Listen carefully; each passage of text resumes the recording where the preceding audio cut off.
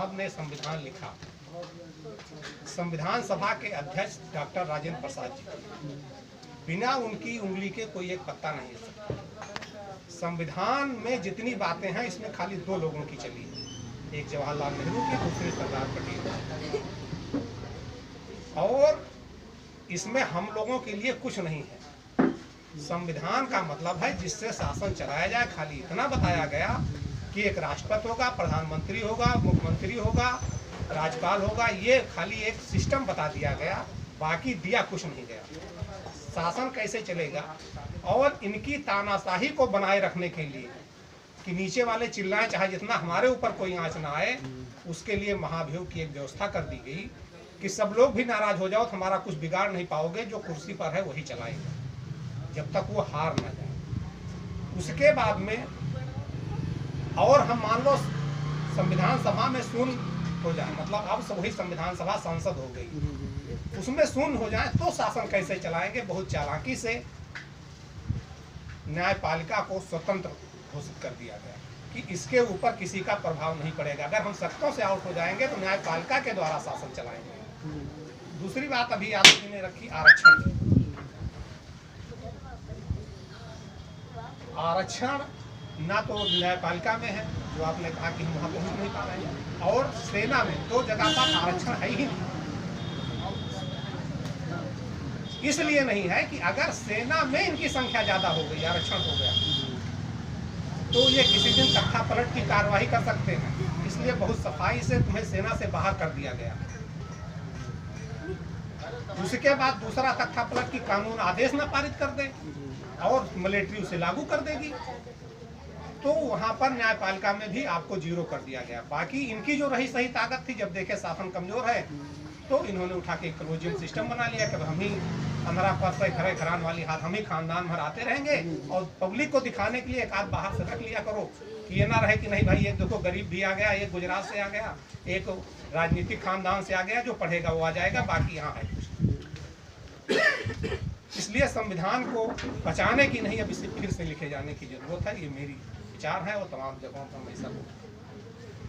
दूसरा जो जैसे मूर्तियाँ लगी हैं, अब हम मेन पॉइंट पे आ रहे हैं कि हम लोगों का अर्जक में नारा है कि विचारों पर ताला और मूर्ति पर माला, ये गड़बड़ झाला।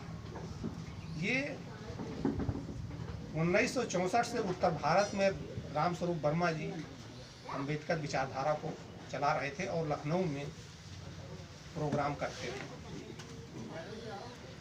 1972 में दाऊ जी गुप्ता जो भुज बिरादरी के थे, जब वो मेयर बने लखनऊ के, तो उनके द्वारा अम्बेडकर मार्ग जो हजरतगंज चौराहे से चिड़ियाघर की तरफ जाता है उसको बनवाया, उसका नामकरण कराया। उस समय कमलापत त्रिपाठी जी मुख्यमंत्री थे, उनको बुलाया और उन्होंने मुहूर्त पर फूलमाला डाल दी। तो उसी समय रामस्वरूप जी ने कहा था कि विचारों पर ताला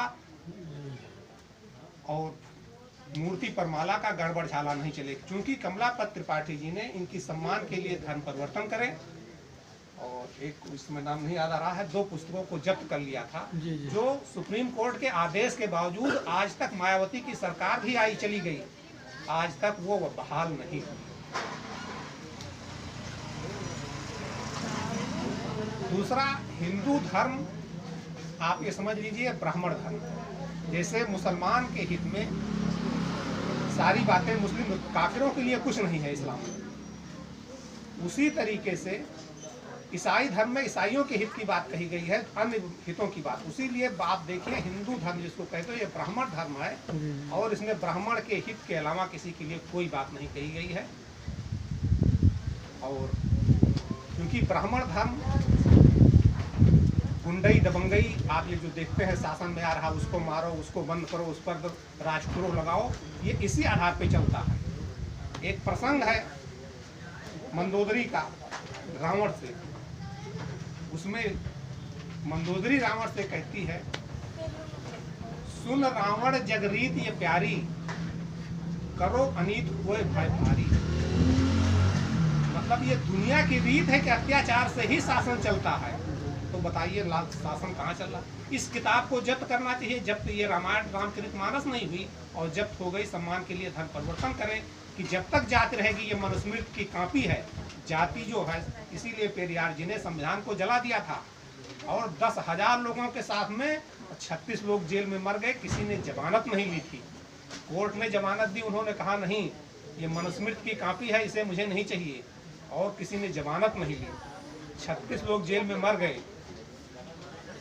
जब सजा पूरी हो गई तब अपने आप सरकार ने ही छोड़ दिया, उन्होंने जमानत नहीं मांगी, न वकील किया।